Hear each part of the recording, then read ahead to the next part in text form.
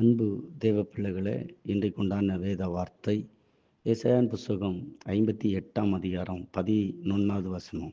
கர்த்தர் நித்தமும் உன்னை நடத்தி மகா வறட்சியான காலங்களில் உன் ஆத்துமாவை திருப்தியாக்கி உன் எலும்புகளை நினம் உள்ளதாக்குவார்.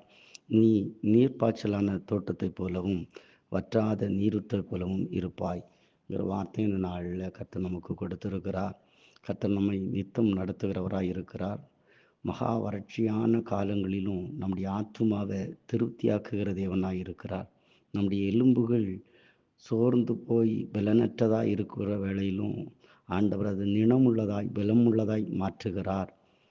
நீர்ப்பாய்ச்சலான தோட்டத்தைப் போலவும் வற்றாத நீருற்றைப் போலவும் கர்த்தர் நம்முடைய வாழ்க்கையில் பெரிய காரியத்தை செழிப்பை நமக்கு கொடுக்கிறவராய் இருக்கிறார். நீரில்லாத தோட்டம் அது வறண்டு போயிருக்கும், செழிப்பை அங்கே பார்க்க முடியாது.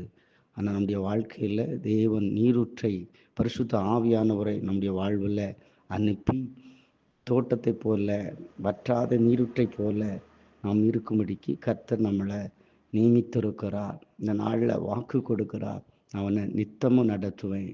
நீ வறட்சியான காலத்திலும் பஞ்சமான நேரத்திலும் 100 மடங்கு ஆசீர்வாதத்தை பெற்றுக்கொள்வேன். உன் ஆத்துமாவை திருப்திப்படுத்துவேன். உன் ஆத்துமா என்னையே நோக்கி கொண்டிருக்குமானால், என்ன வாஞ்சிக்குமானால் உன் ஆத்துமாவை நான் திருப்தியாக்க முடியும். உன் எலும்பை பலமுள்ளதாக மாற்ற முடியும்.